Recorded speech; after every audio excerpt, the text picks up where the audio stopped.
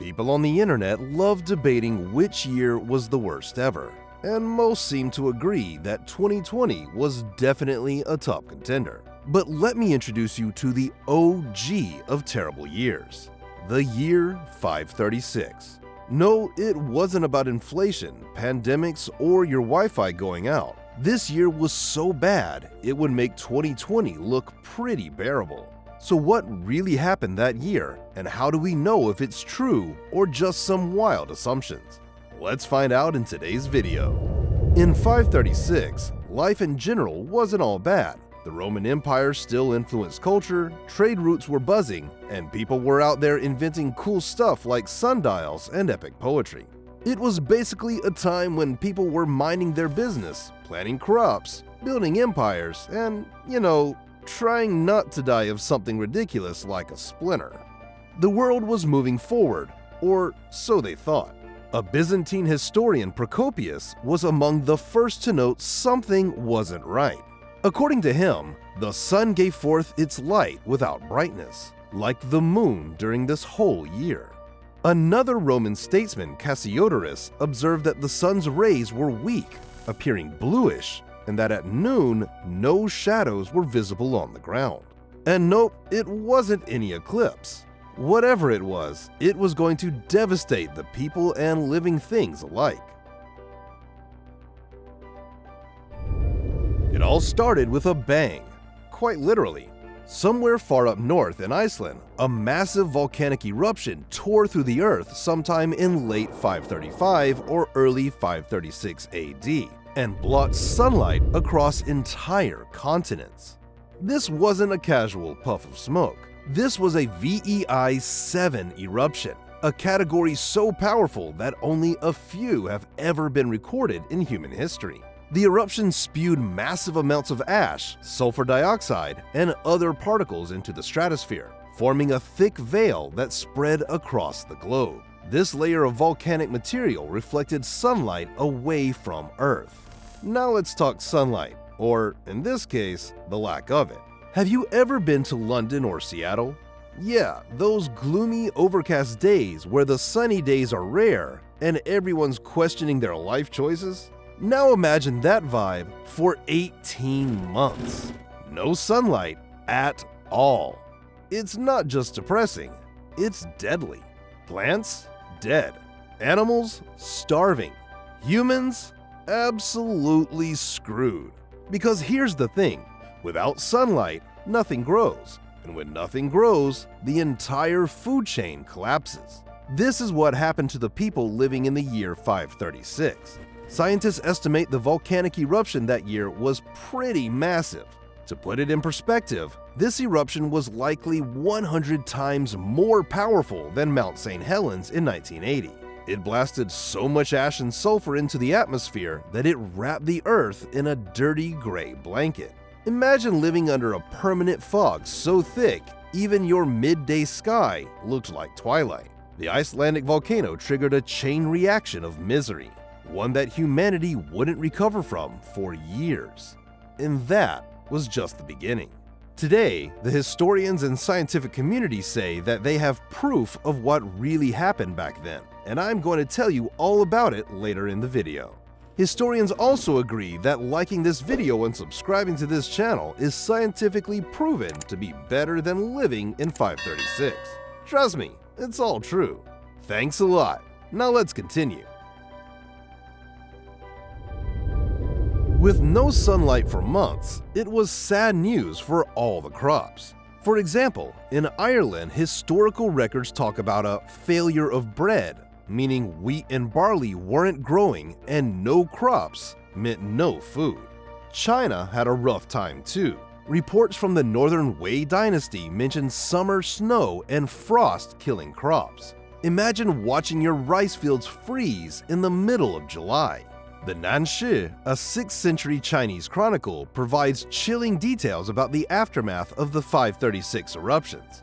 It reports a mysterious yellow ash-like substance falling from the sky. This ashy substance contaminated water supplies, choked farmlands, and added to the already catastrophic crop failures.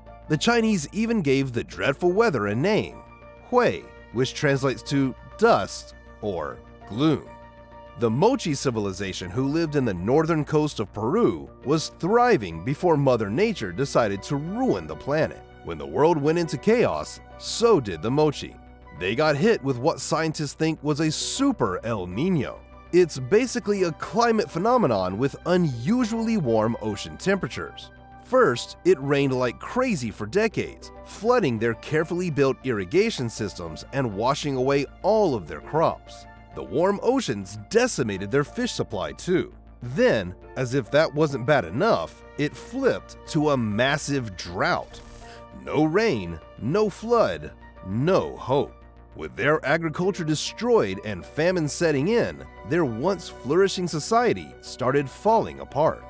The Roman Empire in 536 was caught in a storm of chaos, both natural and man-made. The Ostrogoths were wreaking havoc in Italy, trying to reclaim lands as the Gothic War raged on. Meanwhile, the empire's own leaders weren't exactly making things better. Emperor Justinian was busy overextending resources in his attempt to reunite the eastern and western halves of the empire. Corruption among officials and heavy taxation had already made life miserable for ordinary people. Add the volcanic eruption, crop failures, and famine, and the empire was basically teetering. Then came the Justinian plague in 541, wiping out nearly half the population, and it was game over. The bubonic plague that came to be known as the Plague of Justinian started a few years later in the port of Pelusium in Egypt. It spread across the Mediterranean, with first cases appearing in Constantinople in the spring of 542. This meant piling disaster on disaster.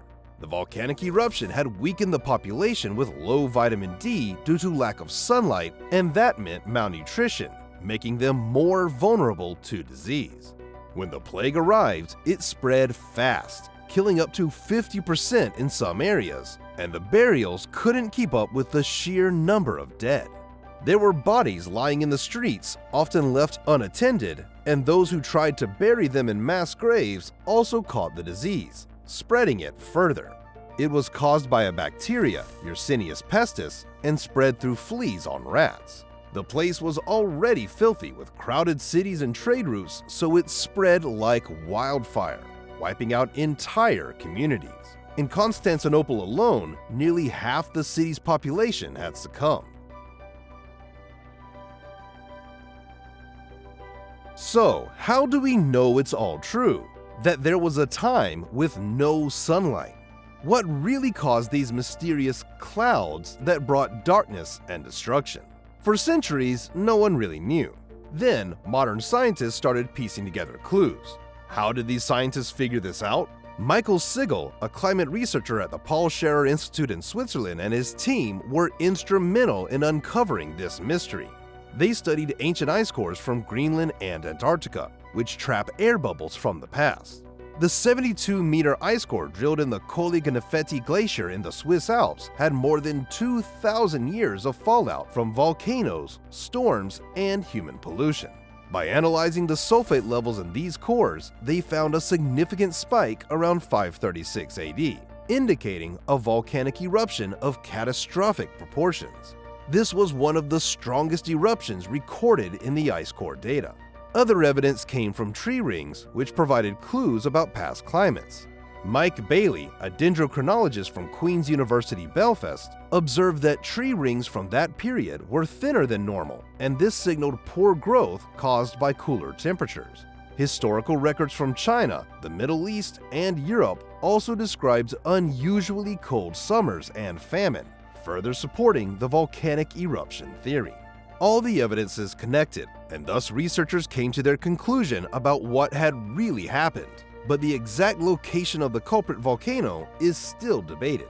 Iceland is the most likely candidate, with several eruptions during that period. Some researchers also consider other volcanoes like Mount Rabaul in Papua New Guinea and in El Salvador too.